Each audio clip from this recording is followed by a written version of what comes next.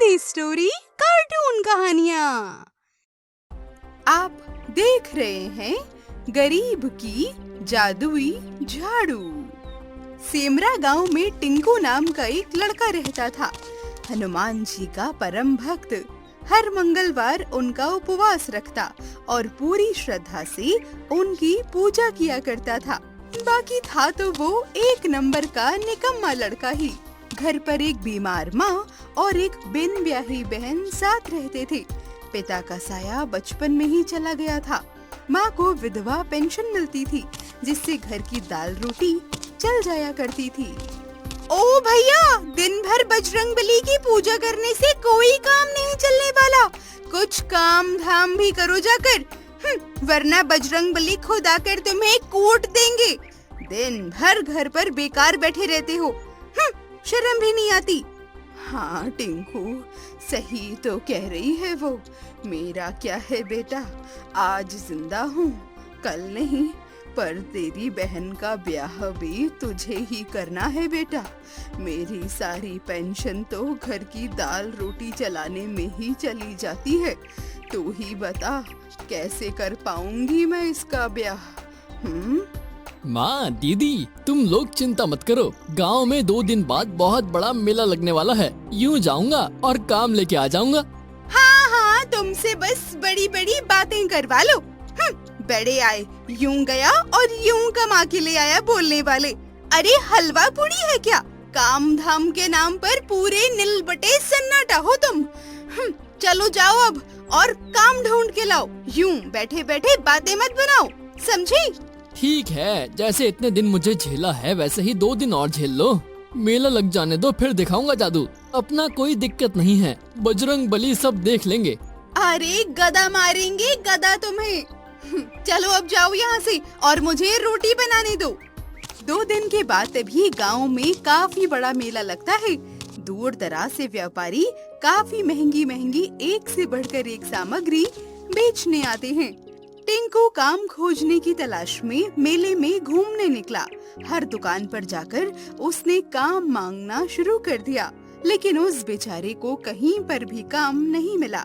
अचानक टिंकू की नजर एक दुकान पर रखे अष्ट धातु की हनुमान जी की मूर्ति पर पड़ी और वो वहीं पर खड़े होकर ग्राहक और दुकानदार के मोल भाव को सुनने की कोशिश करने लगा। भैया, ये हनुमान जी की मूर्ति कितने की है? 10,000 अशरफी साहब। इतना सुनते ही टिंकू मन में बुदबुदाया, काश ये मूर्ति मेरे पास होती। मैं इन 10,000 अशरफियों से अपनी माँ का इलाज करवा लेता और अपनी बहन की शादी भी कर लेता। टिंकू को ऐसे बुदबुदाते हुए दुकानदार सुन लेता है। ओए, दूर रहे, छूना मत इस मूर्ति को। कहाँ से चले आते हैं सड़क छाप टीचर? तेरी औकात से बाहर है ये मूर्ति लेना, दफा हो जाए यहाँ से। टिंकू वहाँ से जाने लगता है और इतने में पीछे से उसी दुकानदार की आवाज आती है। ओए रुक, कहाँ भाग रहा है चोर कहीं के? कौन चोर? तू चोर, वहीं रुक। मेले में शोर देखकर गांव के प्रधान मौके पर पहुंच जाते हैं। क्या हुआ प्रधान जी? इसने 10,000 अशरफियों की अष्ट धातु हनुमान जी की मूर्ति चुराई है। नहीं प्रधान जी, मैंने नहीं चुराई है। क्या सबूत है दुकानदार की इसने चोरी की है? मैंने इसे बोलते हुए सुना कि काश ये मूर्ति मेरे पास होती। हाँ प्रधान जी, मैं मन में बोल रहा था, पर मैं चुराया नहीं हूँ। सबूत तुम्हारे खिलाफ हैं। तुमने दुकानदार की बात कबूल कर ली। तुम्हें 10,000 अशरफियाँ भरनी होंगी। अरे मैं बोल रहा हूँ मैंने नहीं चुराई, आप मान ही नहीं रहे। टिंकू, ज्यादा बन मत। हर चोर यही बोलता है कि मैंने नहीं चुराया। या तो मूर्ति वापस कर दो या फिर 10,000 अशरफियाँ, नहीं तो पंचायत सजा तय करेगी। मैं बेरोजगार हूँ, घर पे माँ बीमार है, बहन की शादी करनी है, काम ढूंढने निकला था मेले में। कहाँ से लाऊंगा इतनी अशरफियाँ? पैसे तो तुम्हें लौटाने पड़ेंगे। गाँव के पंचायत भवन में सफाई करो, हर रोज तुम्हें 10 अशरफियाँ देंगे हम। 10,000 अशरफियाँ होने तक काम करना होगा, यही पंचायत का फैसला है। गाँव की बदनामी ना हो इसलिए पंचायत इस दुकानदार को अभी पैसे चुका दे रही है। टिंकू उदास होकर फैसला मानते हुए पंचायत भवन की सफाई करने चला गया। टिंकू लोगों से विनती करके किसी तरह से एक पुरानी झाड़ू ले लेता है और सफाई करने का काम शुरू कर देता है। लेकिन 2 दिन में ही टिंकू की झाड़ू टूट जाती है और वो उदास हो जाता है। टिंकू रोते रोते हनुमान जी को याद करते हुए पंचायत भवन की ओर जा रहा था कि इतने में हनुमान जी साक्षात प्रकट हो जाती हैं। क्यों परेशान हो टिंकू बेटा? कौन हो आप?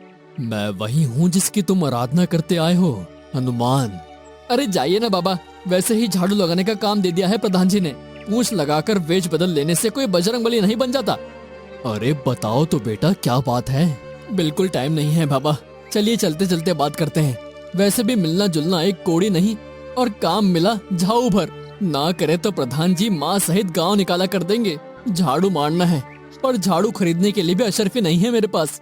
इतने में हनुमान जी अपनी शक्तियों से एक झाड़ू प्रकट करते हैं और टिंकू को दे देते हैं। हे भगवान, जादू! कहीं आप सही वाले हनुमान जी तो नहीं है? प्रभु मुझे माफ कर दो। ये लो बेटा, इस झाड़ू को चलाने से तुम्हारे केवल एक कष्ट दूर होंगे। प्रभु मेरे पास तो कष्टों का भरमार है। प्रधान जी का पंचायत ना आ जाने कब तक साफ करना पड़ेगा प्रभु। थोड़ा मोल भाव कर लीजिए, एक आध कष्ट और दूर कर दीजिए। नहीं टिंकू, ये तुम्हारे फैसले की घड़ी है। या तो तुम अपनी बीमार माँ और बिन ब्याही बहन के कष्ट दूर करो, या फिर खुद इस प्रधान के बंधन से छूट जाओ। बोलो, तुम्हारा फैसला क्या है?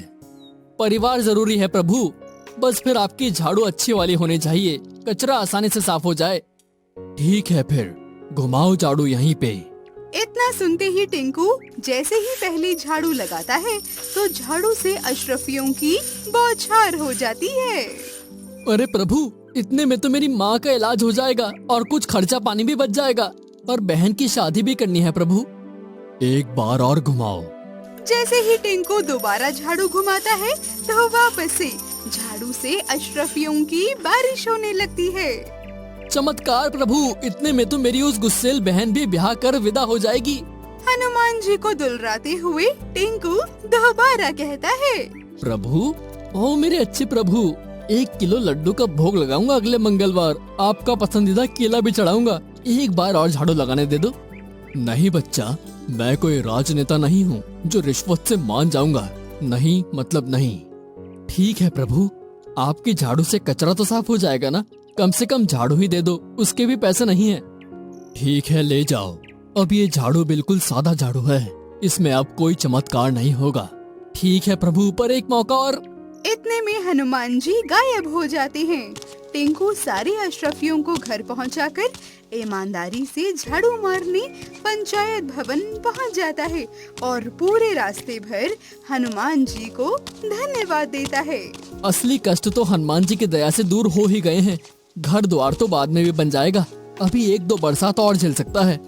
पंचायत भवन पहुंचकर टिंकू ने झाड़ू लगाना शुरू ही किया था कि इतने में प्रधान जी आते हैं और उससे कहते हैं, रुक जाओ टिंकू, प्रधान जी, झाड़ू की बात हुई थी तो झाड़ू ही मारूंगा, पोछा मारने की बात मत सोचना, कोई ऐसी बात नहीं हुई थी। नहीं बच्चे, तुम्हें अब कोई काम नहीं करना पड़ेगा। वो मूर्ति चोर पकड़ा गया और वो मूर्ति के पैसे भी दुकानदार से 100 अशर्फी जुर्माना सहित पंचायत ने जमा करवा दिए वापस। जुर्माना क्यों लगा प्रधान जी? वो जुर्माने की 100 अशर्फियाँ तुम्हें दी जाएंगी क्योंकि उसने तुम्हारा मानहानि किया था। प्रधान जी, आपसे एक निवेदन है। हाँ बोलो बेटा। मुझे इसी पंचायत में किसी काम पर रख लीजिए। यही 10 अशर्फियाँ रोज दीजिएगा। आप ये 100 अशर्फी जुर्माने वाली भी रख लीजिए।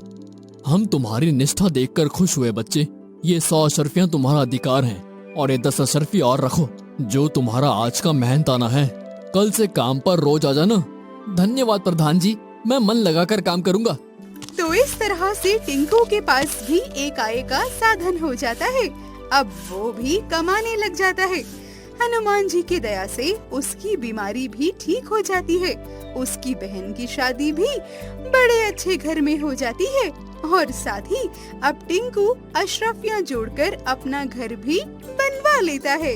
टिंकू ने हमेशा अपने सारे कष्टों को दूर करने के लिए हनुमान जी को ही याद किया और हमेशा उनकी पूजा और व्रत निरंतर जारी रखा। तो इस कहानी से हमें ये शिक्षा मिलती है कि भगवान हमेशा उन्हीं का साथ देते हैं जो अपने परिवार का भला खुद से पहले सोचते हैं। इसीलिए हमें हमेशा अपने परिवारजन का ध्यान सबसे पहले रखना चाहिए। अगर आपको हमारी स्टोरी पसंद आई हो तो बेल आइकन जरूर दबाएं और सब्सक्राइब करना ना भूलें।